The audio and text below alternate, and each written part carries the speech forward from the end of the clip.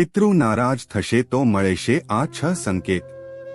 શાસ્ત્રો અનુસાર એકવાર પિતૃ નારાજ થઈ જાય તો વ્યક્તિનું જીવન મુશ્કેલીઓથી ભરાઈ જાય છે અને પિતૃઓની નારાજગીના 6 મહત્વપૂર્ણ સંકેત હોય છે। 1. પિતૃ નારાજ હોય તો પરિવારના વંશમાં વૃદ્ધિ નથી થતી।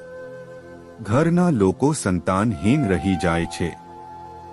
ઘણીવાર તો લગ્નમાં પણ અડચણો આવવા લાગે છે। 2.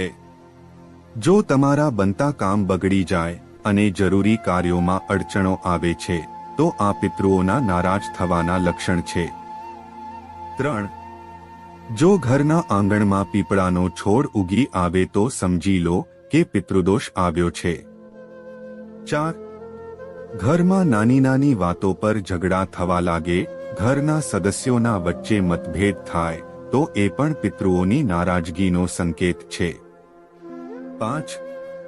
જો ઘરનો કોઈ સદસ્ય અચાનક દુર્ઘટનાનો શિકાર થઈ જાય કે બીમારીમાં રહેવા લાગે તો આ પણ પિતૃઓની નારાજનો ઈશારો છે। 6. જો કોઈ વ્યક્તિનું ખિસ્સું ઘણું કમાવા છતાં પણ ખાલી રહે છે। જો તમને ધંધામાં અચાનક નુકસાન થવા લાગે તો સમજી લો દુર્ઘટનાનો શિકાર થઈ જાય કે બીમારીમાં રહેવા લાગે તો આ પણ પિતૃઓની નારાજનો ઈશારો છે। ગંગા, યમુના, નર્મદા જેવી પવિત્ર નદીઓ કે ઘરના આંગણે શુદ્ધ જગ્યાએ તિલ, જળ, કાળી તિલ, અક્ષત, અખંડ ચોખા, દૂધ, મધ વડે તર્પણ કરવું।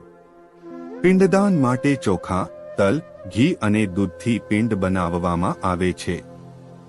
મિત્રો, વિડિયો સારી લાગી હોય તો અમારી ચેનલને સબસ્ક્રાઇબ કરી દેજો।